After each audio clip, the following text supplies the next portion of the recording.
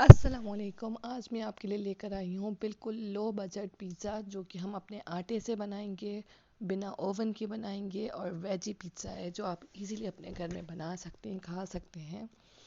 बहुत कॉस्टली नहीं रहेगा, आपको एक्सपेंसिव नहीं है। आप घर के अंदर भी बाज़ार जैसा पिज़्ज़ा बनाकर खा सकते हैं, और वो भी मैदे से बना हुआ नहीं, आटे का बना हुआ।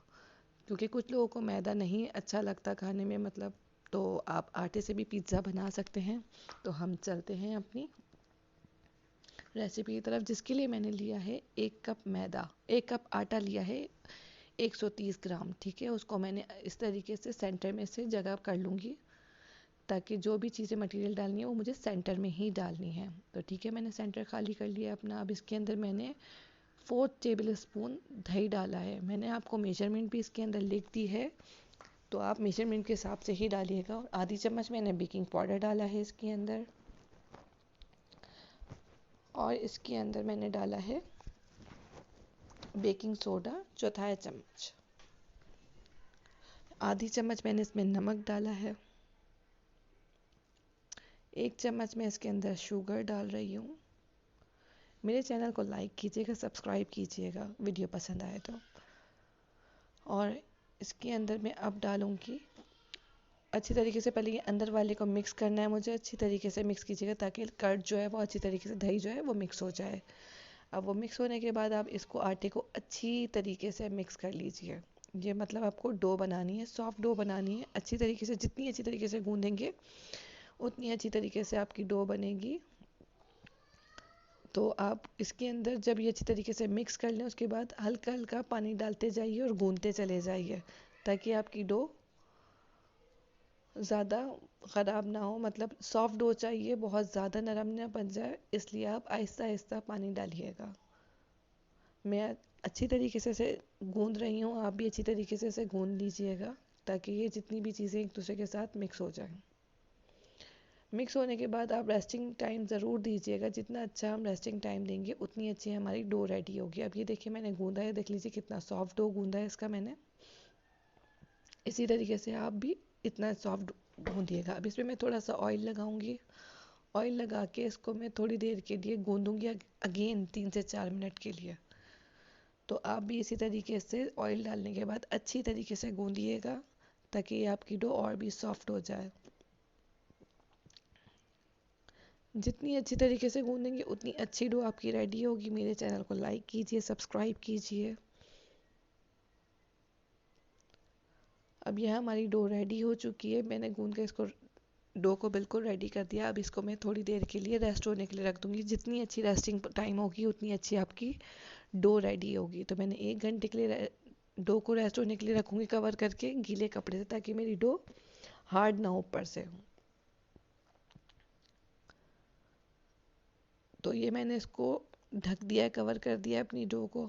अब मैं 1 घंटा हो गया, मैं अपनी डो को निकाल रही हूँ और मैं इसके 2 पेड़े बनाऊंगी। 1 कप मैदे में मैं 2 पेड़े बनाऊंगी, आप ये याद रखिएगा। अब ये मैंने पैन लिया है, इसका जो बॉटम जो है ना वो थोड़ा हैवी है, तो मैंने इसी वजह से ये पैन लिया है। अब इसमें मेरे पास नमक मैं डालूंगी सबसे पहले। नमक का कलर चेंज हो चुका है, क्योंकि मैं जब भी ओवन में, वो विदाउट ओवन बेकिंग करती हूँ, तो इसी नमक को यूज़ करती हूँ, फेंकती नहीं हूँ, वही इस्तेमाल करती रहती हूँ। अब ये नमक मैंने अच्छी तरीके से इसका फैला दिया है। अब मैं इसके ऊपर रैक रख दूँगी। अगर आपके पास रैक है तो आप रैक रख दीजिए, नहीं तो अगर कोई प्याला है तो वो भी आप उल्टा करके रख सकते हैं। ठीक है, तो मैंने रैक रख दिया है अपने भगोने के अंदर, और इसको ढक के रख दिया ताकि ये अच्छी तरीके से गर्म हो जाए।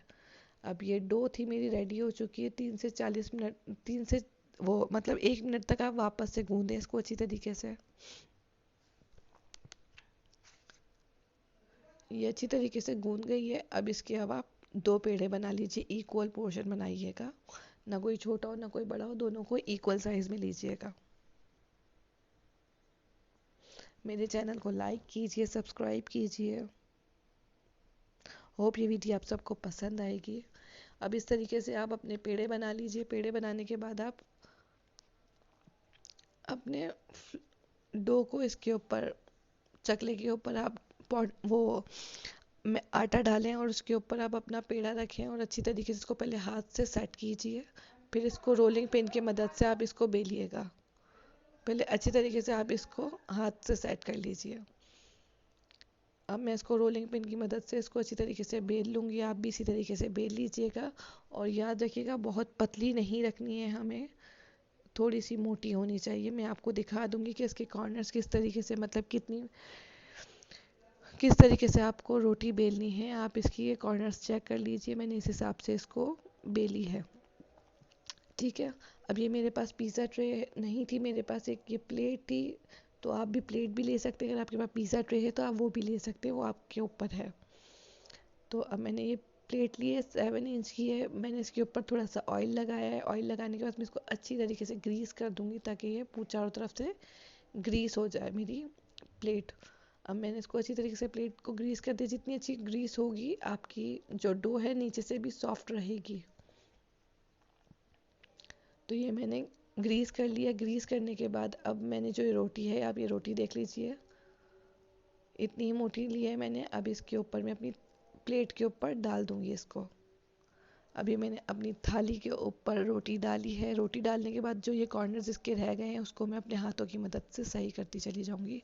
आप भी देख लीजिए इसी तरीके से आप भी अपनी प्लेट को कवर कर लीजिएगा सही तरीके से।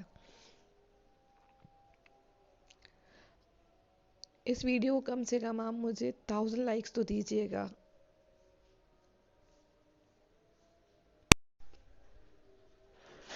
अभी इस तरीके से मैं इसके कॉर्नर सही कर रही हूँ, आप भी इसी तरीके से अपने कॉर्नर सही करते चले जाएं। ये मेरी, अब ये फॉर्क था, फॉर्क से मैं इसके अंदर ये इस तरीके से मैं सुराख कर लूँगी ताकि मेरी डो जो है अच्छी तरीके से बन जाए। तो इसी तरीके से मैंने अपनी फॉर्क से इसको सबको सेंटर में मैंने फॉर्क से इसके प्रिक कर दिए बेस को। अब हम पिज़्ज़ा सॉस अप्लाई करेंगे। पिज़्ज़ा सॉस की मैं रेसिपी आपको पहले ही दे चुकी हूँ, मैं आपको लिंक शेयर कर दूँगी। नहीं तो आप वापस जाके, अगर लिंक नहीं मिले तो आप वापस मेरी वीडियो में जाकर पिज़्ज़ा सॉस की रेसिपी आप देख सकते हैं। तो ये पिज़्ज़ा सॉस को अच्छी तरीके से आप अपनी बेस के ऊपर अप्लाई कीजिएगा। अब ये मैंने पिज़्ज़ा सॉस अच्छी तरीके से लगा दिया। अब इसके ऊपर चीज़ मैं डालूंगी, ग्रेटेड मोज़रेला और चेडर चीज़ें, दोनों चीज़ें हैं, मैं दोनों चीज़ यूज़ करूँगी। पहले मैं इसमें चीज़ डाल रही हूँ मोज़रेला,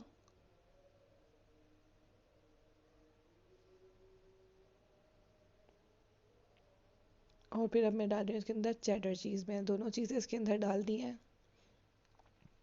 अब मैं इसके ऊपर अपनी मर्ज़ी से, आपकी मर्ज़ी है, अगर आपके पास जो चीज़ अवेलेबल हो आप वो चीज़ इसके ऊपर आराम से डाल सकते हैं।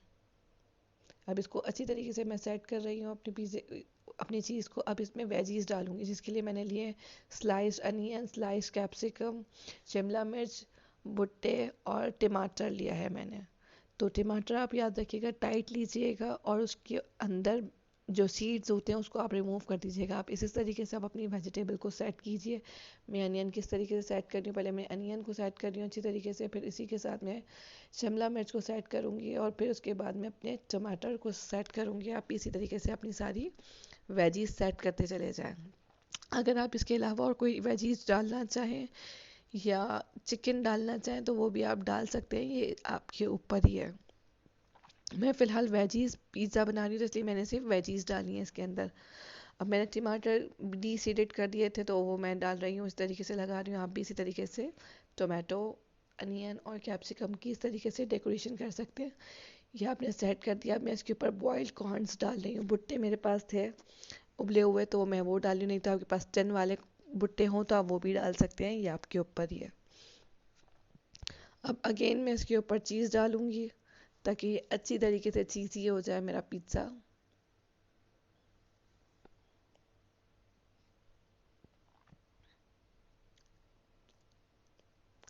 अब मैंने इसको अच्छी तरीके से प्रेस किया है और फिर इसके साइड्स के ऊपर भी मैं ऑयल लगा रही हूँ। थोड़ा सा आप प्रेस कर दीजिएगा ताकि आपकी चीज़ और जो आपकी वेजिटेबल्स है वो एक दूसरे के साथ जॉइंट हो जाए। चीज़ से तो वैसे भी वो जॉइंट हो जाएंगी, मगर थोड़ा सा प्रेस कर दीजिएगा। अब मैंने साइड्स के ऊपर भी, इसके ऊपर मैंने क्या लगा दिया, बटर लगा दिया है।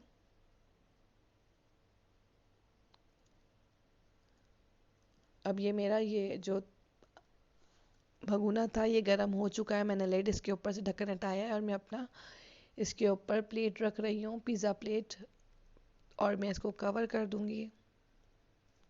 अब मैं इसको 10 से 15 मिनट के लिए हाई फ्लेम के ऊपर पकाऊंगी।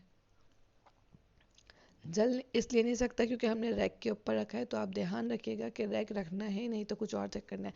अब 8 से 9 मिनट के बाद आप खुद चेक कर लीजिएगा कि आपका पिज़्ज़ा डन हुआ है या नहीं हुआ, मगर 10 टू 15 मिनट्स मैक्सिमम है इसके, आपका रेडी हो जाएगा पिज़्ज़ा। ये देख लीजिए मेरा पिज़्ज़ा बिल्कुल रेडी हो चुका है 14 मिनट्स में।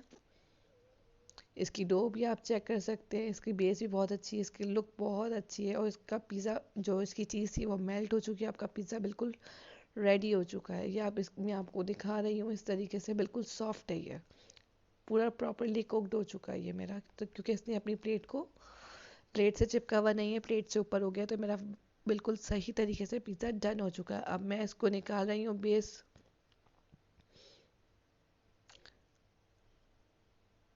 अब मेरे पास जो एक और जो पेड़ा बचा था, मैंने उसकी भी डो रेडी कर ली थी, मैं उसको भी वापस से अब रख रही हूँ। फिलहाल मैं आपको अपना जो ये पिज़्ज़ा बना है इसको दिखा दूँ। आपको इसी तरीके से अपने घर में बनाना है। आपके पास ओरिगानो हो तो ओरिगानो और कुटी हुई लाल मिर्च को आप इसके ऊपर ऊपर से स्प्रिंकल कर दें। अब मैं इसको निकाल कर अपनी प्लेट के अंदर सर्व करना जा रही हूँ। फॉर्क और पलटे की मदद से मैंने अपना ये पिज़्ज़ा निकाल लिया है। याद रखिएगा जब आप घर में ओवन के विदाउट भी बेकिंग कर रहे हैं तो आप ग्लव्स इस्तेमाल ज़रूर कीजिएगा ताकि आपका हाथ ना जले। ये मेरा आटा पिज़्ज़ा रेडी है। ये बहुत ही डिलीशियस बना था। मेरे पेज को लाइक कीजिए, सब्सक्राइब कीजिए। मैंने आपको कटिंग करके भी दिखा दिया अपना पिज़्ज़ा। होप आपको मेरी वीडियो पसंद आई होगी। और ये आपके घर में सारा सामान अवेलेबल होता है, आप अपने आराम से किसी भी वक्त किसी भी टाइम अपना पिज़्ज़ा रेडी कर सकते हैं। ये इतना चीज़ी बना है। मेरे पेज को लाइक कीजिए, सब्सक्राइब कीजिए। अल्लाह हाफ़िज़, ताकि मैं आपके लिए फिर नई कोई वीडियो लेकर आ सकूँ। दुआओं में याद रखिएगा। रमज़ान मुबारक।